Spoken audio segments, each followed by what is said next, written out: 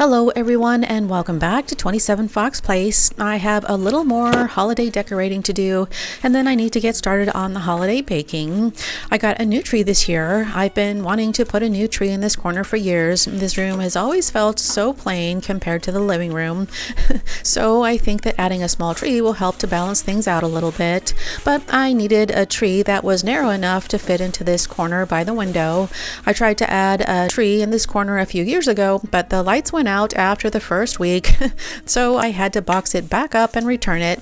And every year I look for another tree, and I finally found one small enough to fit into this corner. It did take quite a while to set up because I had to fluff up all of the branches for the first time, and to make it a little bit easier to work with, I worked on fluffing all the branches on one section at a time, fluffing each branch before adding the next section. Of course, there's always a little bit of fluffing to do when I set up the tree, but I'd forgotten how much time it takes to set up a new tree. But there won't be so much to do next year, so this little tree shouldn't take very much time to put up.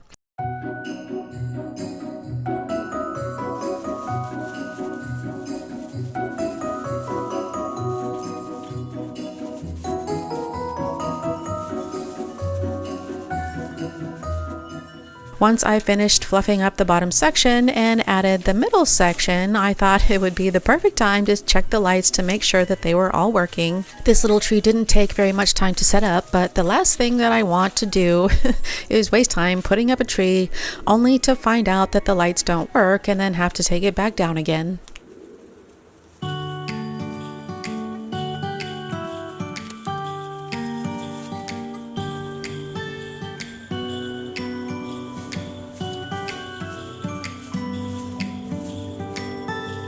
It was the night before Christmas.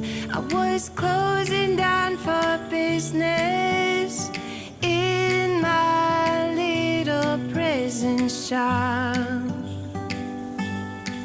when the bell on the door jingled once more, and then time almost came to a stop.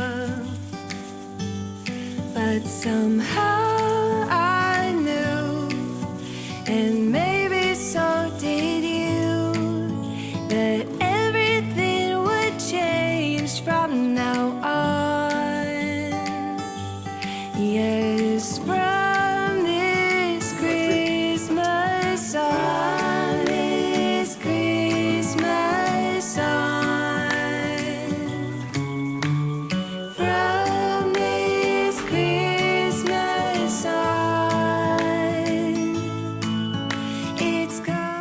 One of the things that I like most about this tree is the lighting options. So I took a minute to go through them all. I can have white lights or colors, and there's even a few settings in between, and I know that I'll never use most of them.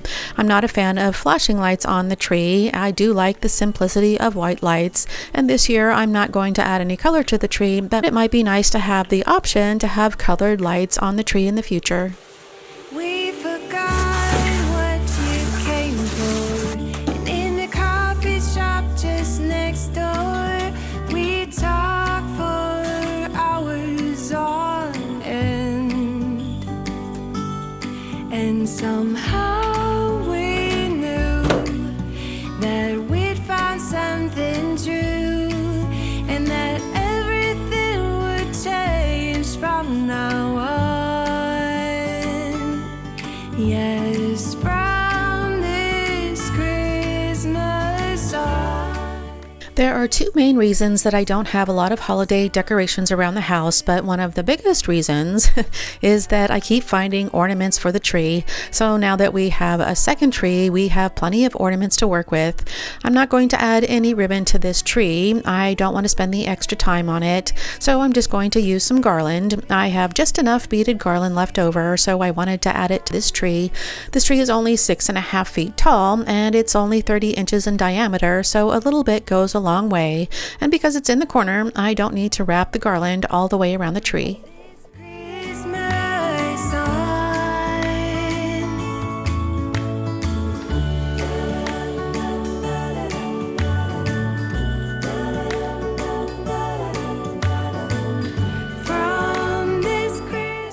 When I decorate a tree, I like to have a color scheme in mind, and I wanted to keep this tree pretty simple, so I'm just using gold, and then the rest of the ornaments are all clear glass. But as you'll see, this tree turned out to be a heaven and hell tree because I used angel and gargoyle ornaments. I've been collecting glass ornaments over the years. Some are fairly recent, and I do love the way the light sparkles on the glass, and of course it goes with every color. And I bought these ornaments to use on the big tree in the living room, but the smaller size is a much better scale for the smaller tree.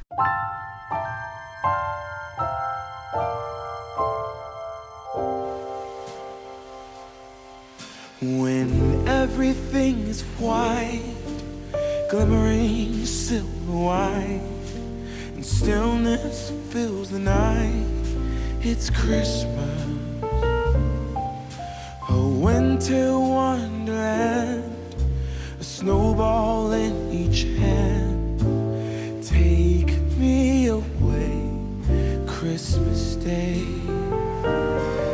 There's joy in the air, family's near.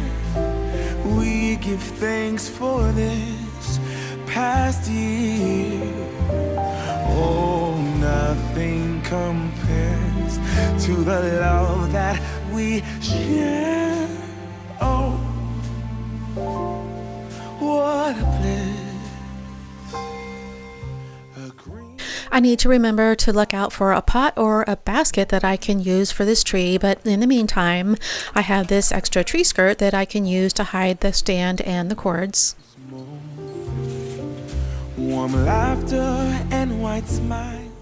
I love the convenience of artificial stems, but it takes up extra storage space, so I've been looking for ways to add fresh greens around the house. So I found a few branches at the park to add to this vase, and a few pine cones to add around the candles.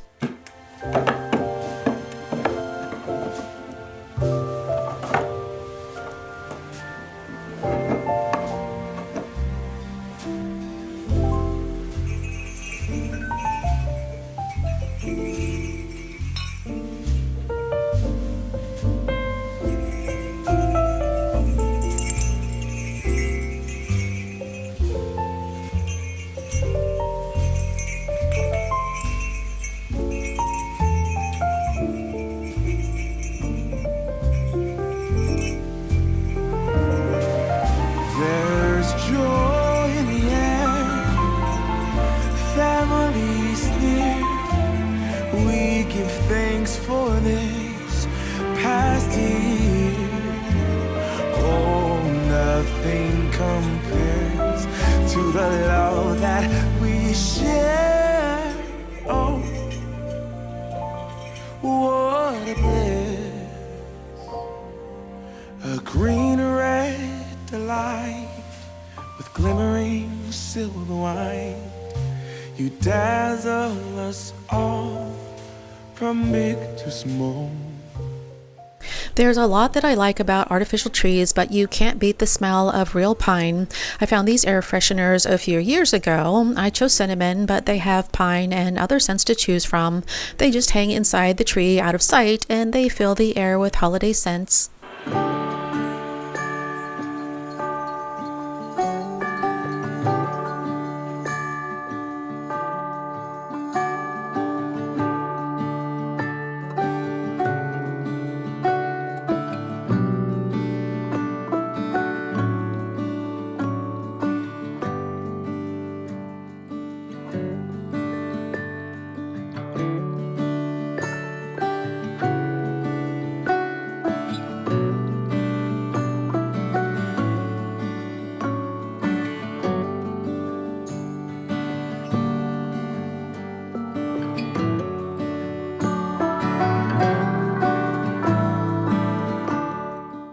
Cleaning the glass on this back door is an endless task. I don't do a lot of extra cleaning during the month of December. I keep up with the daily and the weekly cleaning, but the rest gets put on hold, so that way I have more time to decorate and enjoy the holidays. But I wanted to add a little holiday decorations to the glass this year, so I wanted to clean it before I started decorating. We have wooden blinds on all of the windows except for the patio doors. The blinds on the windows are always down for privacy, but the curtains on the doors are always open to let the light in. So the doors are really the best place to decorate. We live in Southern California, so snow is very rare, but it does happen. And if we do get snow, it's not cold enough to stick to the ground, so a white Christmas isn't very likely. But I thought it would be nice to add a little touch of snow. I've seen many elaborate ways to decorate the windows, but I don't have time for anything elaborate. But I thought that drawing a few snowflakes would be easy enough to do. I'm using the same water-based paint marker that I use in the kitchen, and I had to use a glove so that I could rest my hand on the glass without leaving prints all over it. I've been wanting to try and draw snowflakes on the windows for years, but I keep forgetting until it's too late. Of course, it always looks great and so simple when I see other people drawing things on the glass, but somehow it never seems to look the same when I do it. But this really is one of those things that anybody can do, and I'm really happy with the way it turned out, and I will definitely do it again next year. I even thought I would try making snowflakes with more detail, but after the first one, I decided against it. The simple crossing X's are much easier to make, and it looks just like snow falling outside. I thought about covering the entire door with snowflakes or even adding a village at the bottom, but it would never last on this door, so I only covered the top half.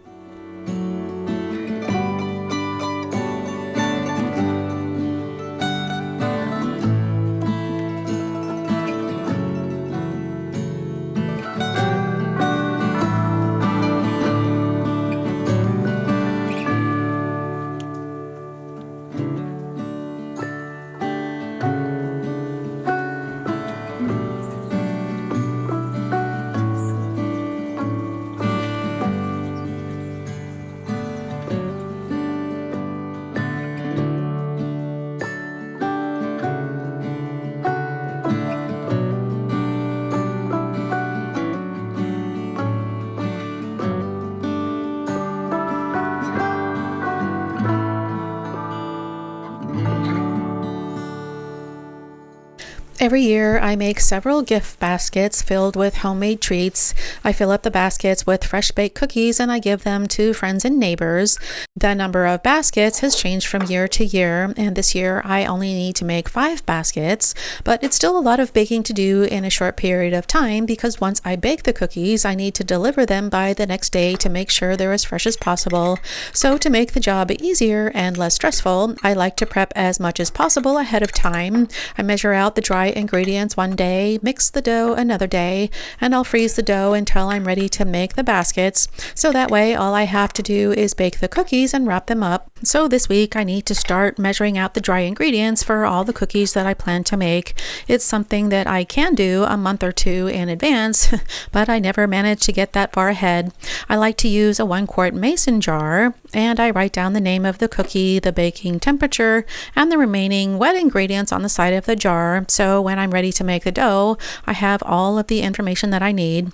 I usually make the same cookies every year. This year I'm making chocolate chip, oatmeal, peanut butter, and snickerdoodle. Sometimes I like to make sugar cookies, but I decided to make white chocolate macadamia nut this year. I used the Toll House recipe that you can find on the package to make chocolate chip cookies, and I'll use the same dough, but instead of adding chocolate chips, I'll mix in white chocolate chips and macadamia nuts into the dough. I'm not exactly a great baker. The cookies I make don't always come out perfect. They're overcooked or undercooked, but people always love them and ask for the recipe that I use. I've been using the same recipes forever, but I don't think the recipe matters as much as the ingredients. When I'm baking, I don't use artificial flavors or imitations. I use real butter, not margarine. I use real vanilla extract, not flavorings. If I were baking cookies for myself, I would use gluten-free flour, before, but they're not for me, so I'm just using traditional wheat flour. I used the Quaker Oats recipe to make oatmeal cookies, and if I don't have the package, then I look up the recipe online, but there are a few recipes that I don't have a link for. My grandmother gave me a Betty Crocker cookbook when I was first starting out. It was my first cookbook, and there's a few recipes that I still make from this book, but page 117 is the one that I couldn't live without. It's the recipes that I use to make snickerdoodle and peanut butter cookies. The two recipes on this page only make half of what I need, so I always have to double the recipe. So I have to make a note on the jar so that I don't forget.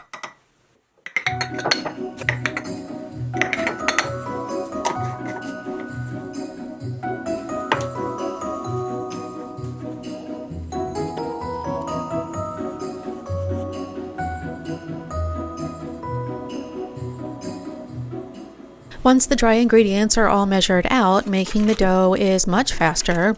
I usually mix up all of the batches of dough at the same time, but I wanted to make one batch today so that you could see how I freeze the dough. I didn't start making gift baskets until we moved into the house, but freezing cookie dough was something that I used to do long before that. There's nothing like having a freshly baked cookie that's still warm out of the oven. So I used to make a batch of cookie dough and keep it in the freezer, so when I felt like having a cookie, all I had to do was pull out the dough and put them in the oven. When I first started making gifts, I would make up the dough a few weeks in advance and keep it in the freezer, but the only problem was cookies seemed to magically disappear in the freezer. So if you decide to freeze your cookie dough, you might want to hide it inside an empty bag of peas and carrots so that it's all still there when you need it.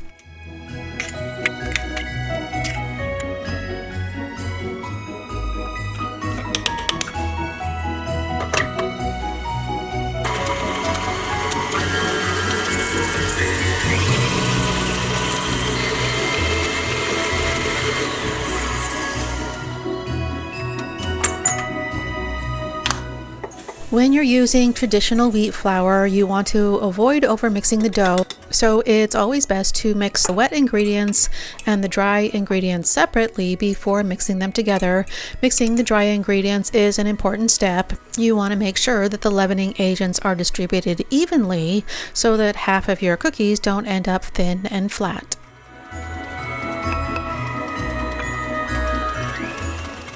Once the dough comes together, I like to scoop the individual cookies before I freeze them. I like to use a scoop so that I get the same amount of dough every time, and when I scoop the dough onto the cookie sheet, I don't have to worry about spacing them too close together, because once the dough freezes, I can put them in a Ziploc bag. You can line the cookie sheet with parchment paper, but the cookies will stick to the paper too, so I just put the dough directly onto the cookie sheet.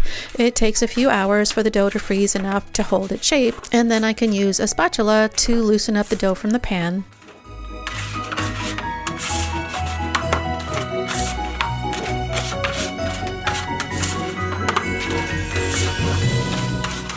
That's all for today. If you enjoyed this video, be sure to give it a thumbs up, and if you haven't done so already, be sure to subscribe and hit the notifications before you go. Thank you so much for spending your time with me today, and I hope to see you next time.